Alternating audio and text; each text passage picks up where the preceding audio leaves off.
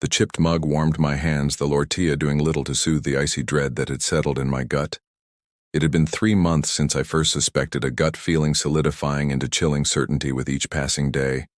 Olivia, the woman, who swore she'd love me until the day we died, had been having an affair and she thought she'd gotten away with it. It started subtly late. Nights at the office.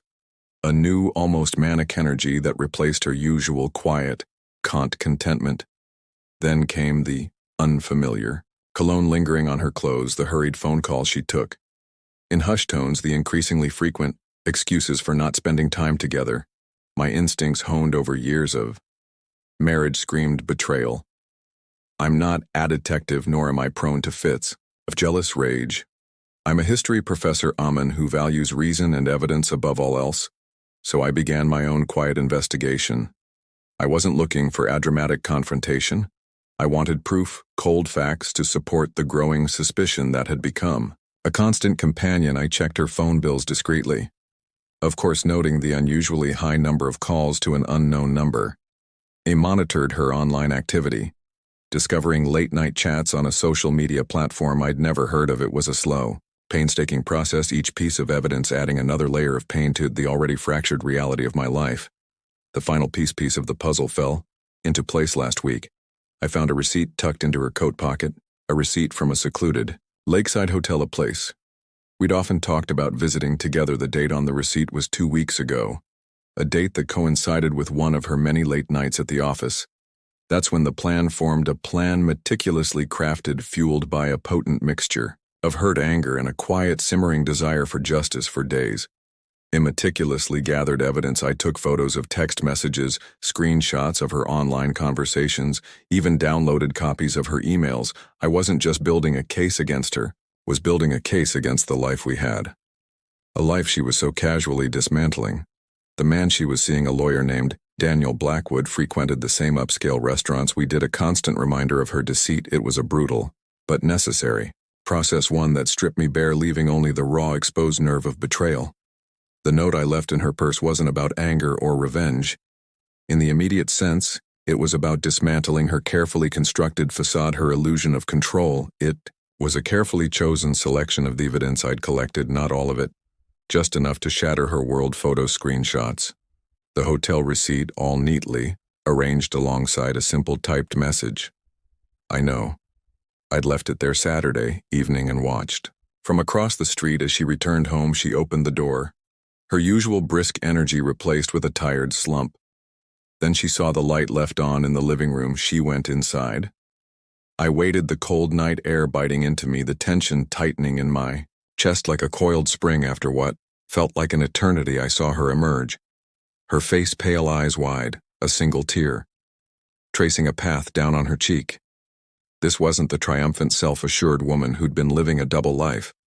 This was a broken woman, consumed by guilt and fear. She didn't run away, she didn't scream or rage. Instead, she collapsed onto the steps, clutching her purse to her chest, body racked with sobs. The carefully constructed facade, the lies, the deception, it all crumbled before my eyes.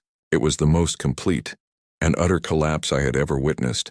She was completely broken, and that, in a strange, twisted way, was satisfying. Not in a vindictive way, but in a way that confirmed my own sense of justice. I let her cry. I didn't approach her, didn't shout, didn't gloat. My revenge wasn't about inflicting pain. It was about revealing the truth, making her confront the consequences of her actions. It was about reclaiming my own peace of mind. I wanted her to feel the weight of her deceit too, understand the magnitude of her betrayal, not through my rage, but through the stark reality of her actions laid bare. The next morning I filed for divorce. It was a clean break, devoid of the drama I could have easily conjured. There were no accusations, no bitter fights, no public spectacle. I simply presented the evidence, a mountain of irrefutable proof. The lawyer she was seeing, Daniel Blackwood, didn't even try to fight it. Olivia, meanwhile, off fed no defense. Her silence was more damning than any screamed accusations could ever be.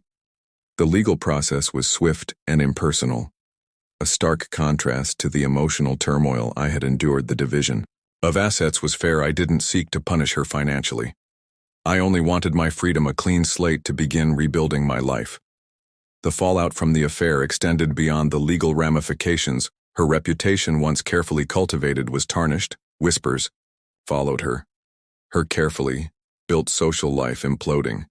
She lost her job at the law firm. The friends she'd shared with me distanced themselves, realizing the extent of her deception. It wasn't a deliberate act of revenge on my part. It was simply the natural consequence of her choices. Her carefully built world, the one she prioritized over our marriage, began to crumble around her. She attempted to contact me several times, but I didn't respond. I'd given her what she wanted initially, space now she needed to grapple with her own wreckage.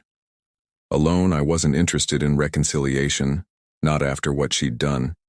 The trust was irrevocably broken, the love poisoned in the months that followed. I focused on myself. I rebuilt my life. Brick by painstaking brick, I sought therapy to process the trauma, to understand how I could have been so blind to her betrayal. I reconnected with old friends, read, discovered hobbies I'd neglected, found solace in the quiet routine of my life. The pain still lingered, a phantom limb that occasionally acted a reminder of the betrayal, but it no longer consumed me. It was a scar, a testament to a painful chapter in my life, but not the defining feature of my existence. I learned to forgive. Not her forgiveness is for her to earn, but myself.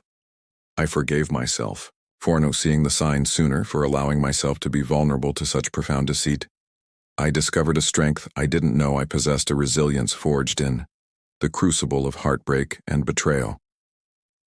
I moved on, not to forget, but to learn to heal, and to rebuild a life that was ultimately stronger and more authentic than the one I'd lost. The sight of her collapse on those steps, the sight of her world crumbling around her, brought a painful resolution, a finality to a chapter in my life. It was a closure I never thought I'd find, but it was a closure I earned, and it was deeply satisfying.